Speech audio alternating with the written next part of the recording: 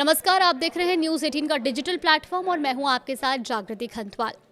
2 साल बाद बांग्लादेश की पूर्व प्रधानमंत्री शेख हसीना एक बार फिर सामने आई हैं। 5 अगस्त की तारीख इसलिए भी अहम है क्योंकि इसी दिन साल 2024 में छात्र आंदोलन के बीच उन्हें सत्ता छोड़कर देश से बाहर जाना पड़ा था। अब अपने संबोधन और उससे पहले हुई प्रेस कॉन्फ्रेंस में शेख हसीना और उनके सहयोगियों ने कई बड़े दावे किए हैं।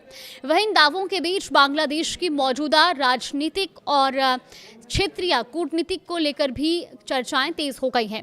तो आइए समझते हैं कि आखिर पूरी कहानी क्या है। देखिए, सबसे पहले तो शेख हसीना के आरोपों की बात कर लेते हैं। हसीना का दावा है कि जुलाई 2024 के आंदोलन के दौरान करीब 450 से ज़्यादा पुलिस थानों में आग लगा दी गई। उनके मुताबिक सरकारी इमारतों पर हमले हुए, कई पुलिसकर्मियों की जान गई और कुछ पुलिसकर्मियों को जिंदा जला दिया गया। उन्होंने सवाल उठाया कि ऐसे हालात में कानून व्यवस्था बनाए रखना क्या सुरक्षा बलों की जिम्मेदारी नहीं थी। उनका यह भी कहना था कि पुलिस ने अपनी जिम्मेदारी निभाने की कोशिश की, लेकिन बाद में उसी कार्रवाई को उनके खिलाफ इस्तेमाल किया गया। इस प्रेस कॉन्फ्रेंस में उनके बेटे सजीब वाजेद जॉय ने भी कई आरोप लगाए हैं। उन्होंने दावा किया कि अगस्त 2024 से हजारों लोग जेल में हैं और उनमें से कई बिना मुकदमे के हिरासत में रखे गए हैं। उन्होंने पुलिस हिरासत में मौतों और अवामी लीग के कार्यकर्ताओं को निशाना बनाए जाने का भी आरोप लगाया।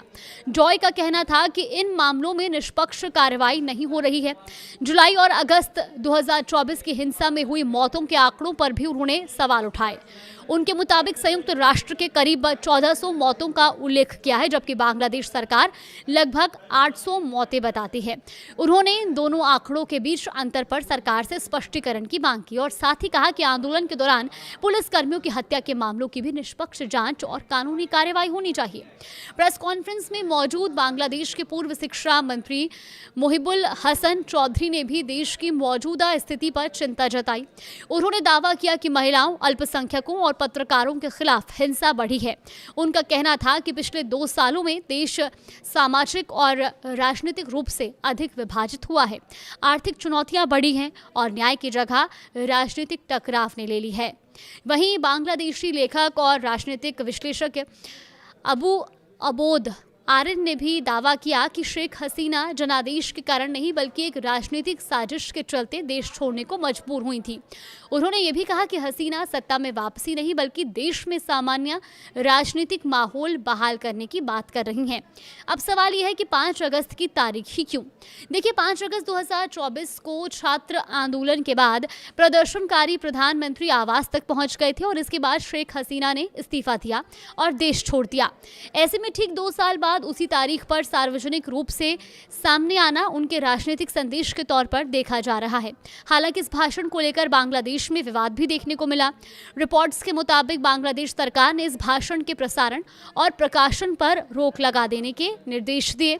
इसी के साथ देश में ये बहस भी तेज हो गई कि क्या शेख हसीना भविष्य में सक्रिय राजनीति में वापसी कर पाएंगी।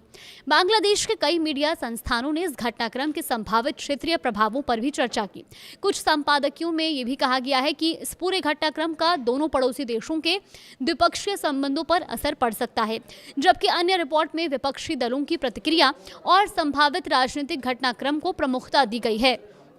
फिलहाल शेख हसीना और उनके सहयोगियों ने जिन आरोपों और दावों को सामने रखा है उन पर अलग अलग पक्षों की अपनी अपनी राय है। इन दावों पर संबंधित पक्षों की प्रतिक्रियाएं और आधिकारिक जांच की प्रक्रिया आगे की तस्वीर तय करेगी। बांग्लादेश की राजनीति में ये घटनाक्रम आने वाले समय में किस दिशा में जाता है, इस पर पूरे क्षेत्र की नजर बनी हुई है। कुछ अपडेट आएगा तो आप तक जरूर साझा करेंगे।